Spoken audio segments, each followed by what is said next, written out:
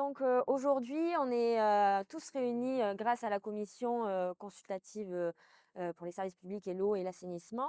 C'est de savoir quels sont les enjeux auxquels sont confrontés les services publics pour garantir l'accès à l'eau en fait. La nappe phréatique de l'Accro, qui est la ressource essentielle de ce territoire. Pour que vous arriviez à la cartographier, on est sur un triangle qui va d'Arles à Salon-de-Provence jusqu'à Fos-sur-Mer. C'est un territoire de 550 km², donc avec une ressource qu'on a sous les pieds et qui alimente 300 000 habitants de ce territoire grâce à la chaîne Durance-Verdon depuis Serponçon. 70% de la recharge de la nappe phréatique se fait grâce à l'eau depuis Serponçon qui est amenée dans les canaux d'irrigation et qui irrigue les prairies de Foin-de-Crau, et 70% de cette eau recharge la nappe phréatique de l'Accro et 30% par les eaux de pluie. Le point bleu, c'est le prélèvement du champ captant où on est. Là, vous avez Saint-Martin-de-Crau et son captage, et là, vous avez Salles-la-Madon et Fos-sur-Mer. Les points bleus, du coup, c'est les prélèvements collectifs d'eau potable.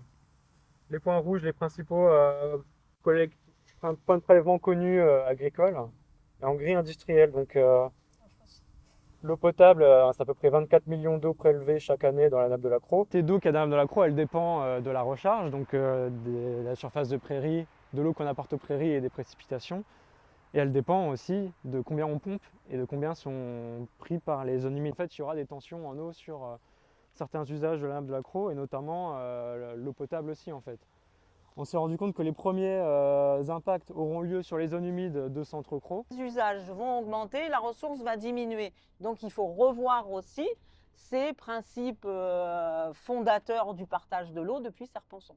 C'est comment on continue à répondre à tous les usages avec moins de ressources. Diversifier sa ressource, c'est trouver une autre ressource, c'est pas refaire un captage ici. C'est-à-dire qu'il faut protéger nos captages ici, les refaire s'ils sont trop vieux, mais il faut chercher une autre ressource, soit plus profonde, soit sur une autre nappe. Et parallèlement à la nouvelle ressource, il faut également améliorer nos réserves. La diversification, par contre, c'est vraiment aller chercher une ressource complètement différente. Prendre le temps de l'anticipation. Comment on arrive à anticiper quand on est dans une situation où il faut gérer le quotidien? L'idée de déclic, de dire comment on pourrait commencer à être intelligent ensemble, travailler de l'intelligence collective. Et tout le monde est le bienvenu dans ce dispositif-là.